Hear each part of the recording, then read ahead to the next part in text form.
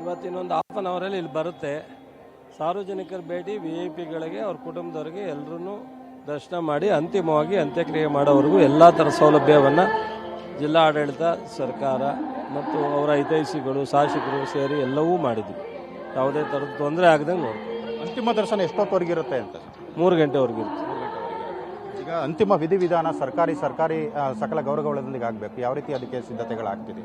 ಎಲ್ಲ ಥರದ ಏನು ಸರ್ಕಾರದ ಸಿದ್ಧತೆಗಳಾಗಬೇಕು ಅದೆಲ್ಲವೂ ಆಗಿದೆ. ಕುಟುಂಬದವರು ಅವರ ವಿಧಿವಿಧಾನಗಳನ್ನ ಪುರೋಹಿತರ ಮೂಲಕ ಅವ್ರು ಮಾಡ್ತಾರೆ. VIP ಯಾರೆಲ್ಲ ಬರ್ಬೋದು ಸರ್? ಈಗ ಸಿದ್ದರಾಮಯ್ಯನವರೇ ಬರ್ತಾ ಇದ್ದಾರೆ. ಅವ್ರ ಜೊತೆ ಎಲ್ಲ ಮಂತ್ರಿಗಳು ಇರ್ತಾರೆ, ಶಾಸಕರು ಇರ್ತಾರೆ. ಇನ್ನೂ ಒಂದಷ್ಟು ಜನ ಹೊರಗಡೆಯಿಂದ VIP ಬರ್ತಾರೆ. ಸರ್, ಜಿಲ್ಲೆ ಕಂಡಂಥ ಒಂದು ಧೀಮಂತ ರಾಜಕಾರಣಿ ಅವರು ಇವತ್ತು ನಮ್ಮ ಜೊತೆಗಿಲ್ಲ. ಜಿಲ್ಲೆ ಅಭಿವೃದ್ಧಿಗೆ ಸಾಕಷ್ಟು ಕೊಡುಗೆಯನ್ನು ಕೊಟ್ಟಿದ್ರು. ಅದರಲ್ಲೂ ಕೂಡ ಕಾಂಗ್ರೆಸ್ನ ಕಟ್ಟುವಲ್ಲೂ ಕೂಡ ಸಾಕಷ್ಟು ಶ್ರಮವನ್ನು ವಹಿಸಿದ್ರು.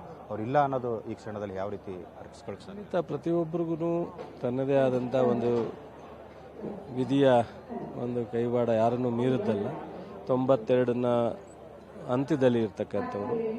ಹಾಗಾಗಿ ಎಷ್ಟೇ ವರ್ಷ ಇದ್ರೂ ಇರಬೇಕು ಅನ್ನೋದು ನಮ್ಮೆಲ್ಲರ ಆಸೆ. ಕುಟುಂಬದವ್ರದ್ದು ಹಿತೈಷಿಗಳು, ಸ್ನೇಹಿತರದ್ದು. ಬಹುಶಃ ಅವರ ಆರೋಗ್ಯ ಕೊನೆಗಾಲದಲ್ಲಿ ಸ್ವಲ್ಪ ವ್ಯತ್ಯಾಸ ಆಯಿತು. ಇನ್ನೊಂದಷ್ಟು ವರ್ಷ ಇರ್ಬೋದಾಯ್ತೇನೋ. ಸೊ ಹಾಗಾಗಿ ಅವರ ಅಗಲಿಕೆ ನಮ್ಮೆಲ್ರಿಗೂ ನೋವು ಕೊಟ್ಟಿದೆ, ದುಃಖ ಆಗಿದೆ. ಬಟ್ ಅದರ ಅನಿವಾರ್ಯ. ಬಟ್ ಮುಂದಿನ ದಿನಗಳಲ್ಲಿ ಅವರು ಏನು ಅವರಿದ್ದಂಥ ಕಾರಣದಲ್ಲಿ ನಮ್ಮ ಜಿಲ್ಲೆಯನ್ನು ರಾಷ್ಟ್ರ ಮಟ್ಟಕ್ಕೆ, ಅಂತಾರಾಷ್ಟ್ರೀಯ ಮಟ್ಟಕ್ಕೆ ಮಂಡ್ಯವನ್ನು ಪರಿಚಯಿಸಿದ್ದಾರೆ. ಅದನ್ನು ನಾವು ನೆನೆದು ಅವರ ಕೆಲವು ಆಲೋಚನೆಗಳು, ವಿಷನ್ ಏನಿತ್ತು, ಅವರ ತೀರ್ಮಾನಗಳೇನಿದೆ ಅದನ್ನೆಲ್ಲ ನೋಡ್ಕೊಂಡು ಮಾಡಿ. ಇತ್ತೀಚೆಗೆ ನೀವು ಮಂತ್ರಿ ಆದ ನಂತರದಲ್ಲಿ ಅಂದರೆ ಅವರ ಆರೋಗ್ಯ ಕೆಟ್ಟದಾಗಲೂ ಕೂಡ ಅವ್ರ ಮನೆಗೆ ಭೇಟಿ ನೀಡಿ ಆರೋಗ್ಯ ವಿಚಾರಿಸುವಂಥ ಒಂದು ಪ್ರಯತ್ನವನ್ನು ಮಾಡಿದ್ರಿ. ಆಗ ಹೇಗಿತ್ತು ರೆಸ್ಪಾನ್ಸ್? ಏನು ಮಾತಾಡಿದ್ರು?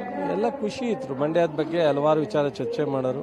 ವೈಯಕ್ತಿಕವಾಗಿ ನನ್ನ ಬಗ್ಗೆ ತುಂಬ ಅವರಿಗೆ ಭಾಳ ನನ್ನನ್ನು ಆಶೀರ್ವದಿಸಿದ್ದಾರೆ. ಸೊ ಬೆಳಿಬೇಕು, ಒಳ್ಳೆಯದಾಗಬೇಕು ಅನ್ನೋದನ್ನು ತುಂಬ ಖುಷಿಯಿಂದ ಹೇಳ್ತಕ್ಕಂಥದ್ದು. ಭಾಳ ಖುಷಿ ಇತ್ತು.